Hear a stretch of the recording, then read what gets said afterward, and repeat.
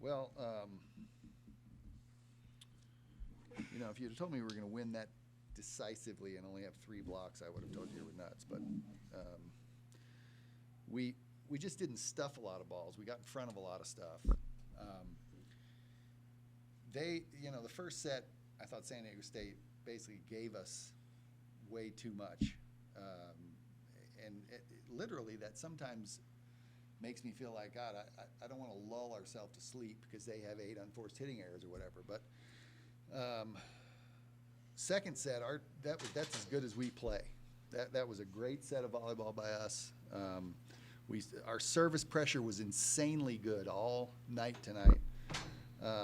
We kept errors down. I think San Diego State played better in the third set and kept it a little bit close for a while, but they just couldn't stay with us. And I thought we had great hitting performances from really everybody. We started Sasha to get more offense and a little faster tempo attack on the right side, and we started off the match doing that really well, and it was working very well. And really, I felt like everybody played well. It was a great team effort. Great job by the middles especially. You mentioned the low number of blocks. Mm-hmm. Kind of surprised you, and then starting Sasha. Was the game plan not necessarily to play up as much as the net tonight? What do you mean? No, it's the same. The game plan's the same. And I don't think the lack of blocking is Sasha being in there. It was because we were stopping balls. We just weren't stuffing them. And so that's really basically the fundamentals of our block and what shots the other team's hitting. But we did a pretty good job slowing stuff down, so the block was present. The way you guys were playing and the way they were making those unforced errors, Mm-hmm. kind of ramp up the pressure. Yes, into the second set? and I think they were making those errors because we were serving them really tough and they were completely out of sorts. And so then they're hitting balls out of bounds, they're serving balls out of bounds, and it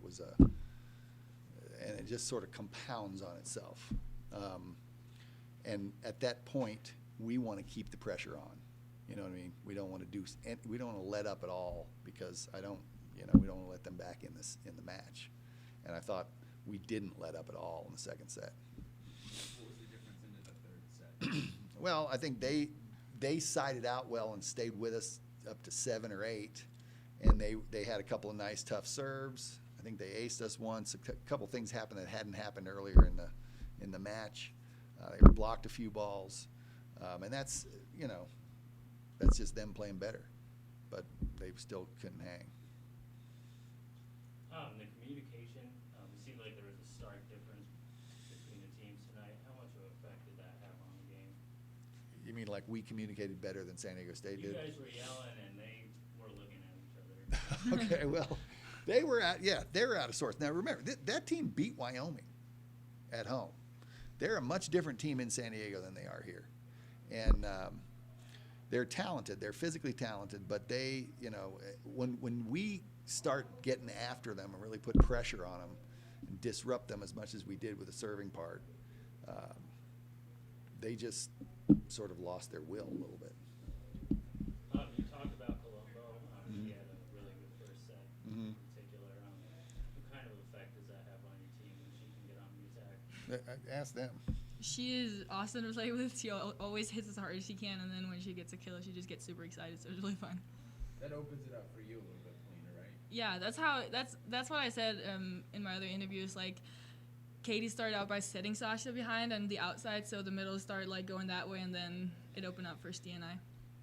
So has that been the key to you playing so well offensively over the last couple of weeks? I don't think we've done that for all the games, but today it definitely had an effect. I noticed that the block was fractured. So why do you think you, in particular, have been playing so well? I don't know. I finally feel like myself again. I just had an off first start of the season, and yeah, I don't know what to say. Okay. Kind of a communication question again for you, Katie. Not sure about the final numbers. I know you had about 40 assists tonight. If your teammates aren't talking out there, what effect does it have on your game? Yeah, it definitely makes it harder for me just to kind of know where they are. A lot of the communication is like hearing where they are and adjusting to that. So that's one way that I can feel where Paulina is when I'm like setting a slide. So if they're not talking, it's really crucial to me because that connection won't be there, and I think that's a little bit of what happened on San Diego State side. And what have you been actively doing to get the middle more involved? I think just we've been working on running the slides a little bit faster in practice and also running our ones with Steve a little bit faster, so just speeding up the overall offense. Is there something you see, Katie, a little bit differently? That error numbers were really, really low tonight. You finished with 11 errors. Do you notice that and try and maybe push balls in new places? Yeah, definitely. And I think that low error has a lot to do with our passing being on point because I have a lot of options to go off of. And so those hitters have a lot more fractured blocks. Has that been something that you've seen improve over the course of the season? Definitely. I think our serve and pass game has increased and improved throughout the season.